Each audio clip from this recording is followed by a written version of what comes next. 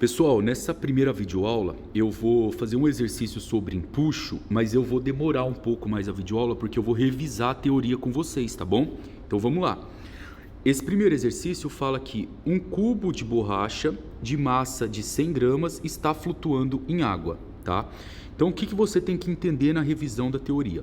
Quando eu tenho um fluido, que pode ser a água, e esse fluido entra em contato com um objeto sólido, igual aqui, por exemplo, ó, eu tenho a água e eu vou colocar um fluido, um objeto sólido. Esse objeto sólido, ele pode flutuar como ele pode afundar. Vamos escrever isso aqui, ó. O objeto pode flutuar como ele pode afundar. Toda vez, a primeira coisa que você faz é verificar no exercício se o objeto está flutuando ou afundando. Nesse caso, ele está flutuando. E por que ele flutua? Olha aqui, ó. Eu tenho duas forças atuando nesse cubo. O cubo tem uma massa. Se ele tem uma massa, ele tem uma força-peso que joga ele para baixo. Ó, força-peso. Em contrapartida, pessoal, para ele não afundar, tem uma força que segura ele. Quando a gente aprendia em objetos sólidos que não estavam em contato com o líquido, a gente chamava essa força de normal.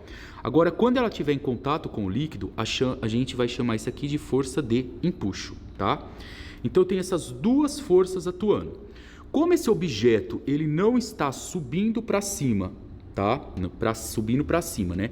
E nem está descendo para baixo, esse meu objeto ele está flutuando, isso significa que a força de empuxo é igual à força-peso. Isso você tem que gravar, ó. A força de empuxo é igual à força-peso, sempre que o objeto flutua, tá? Depois eu vou te dar um exercício sobre quando ele afunda. Outra coisa que você tem que perceber, qual a fórmula que nós usamos para a força de empuxo? Toda vez que um exercício fala força de empuxo, sempre se refere ao líquido, sempre se refere ao fluido, tá? Então a fórmula que a gente usa a fórmula do empuxo é μ vezes G vezes V.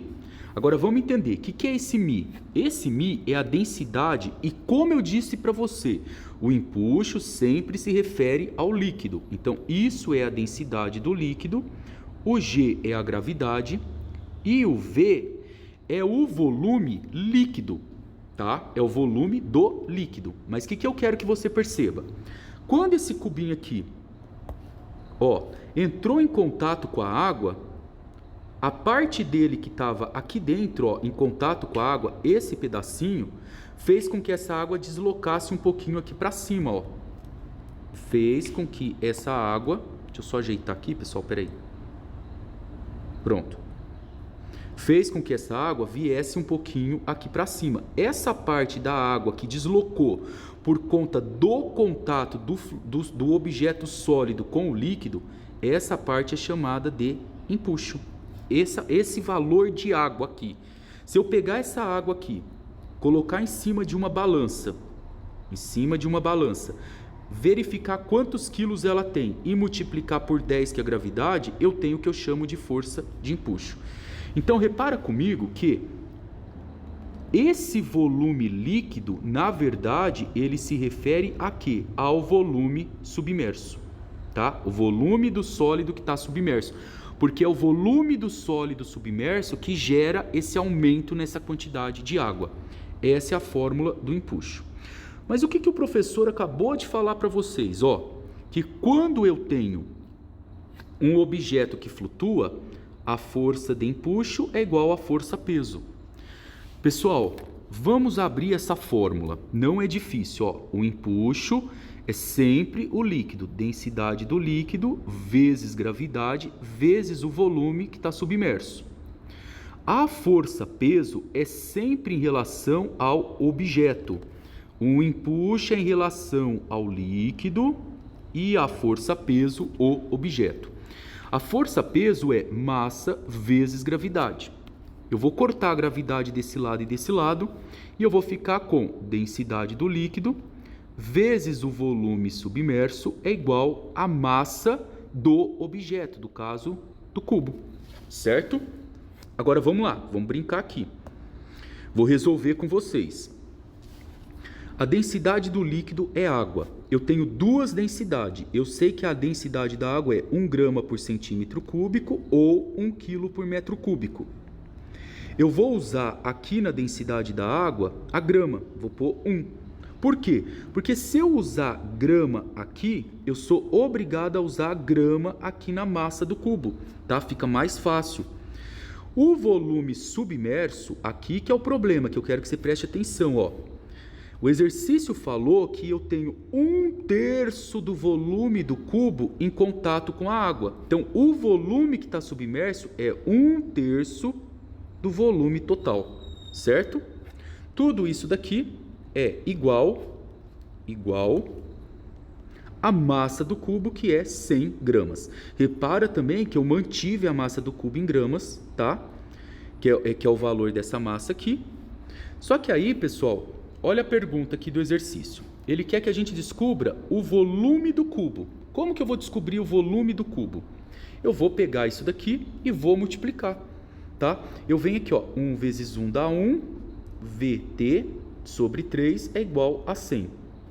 O volume total, tá? Que é o volume total do cubo, é 100 vezes 3. No caso, o volume total aqui dá 300 centímetros cúbicos. Professor, por que centímetro? Galera, olha aqui, ó. Presta atenção nesse detalhe. Se eu usei em grama, tá? E usei a massa também em grama, a massa de 100 gramas, é óbvio que vai sair em centímetros cúbicos. Agora, se eu quero converter isso aqui em metros cúbicos, como que eu faço? Ó, metro cúbico, decímetro cúbico, centímetro cúbico.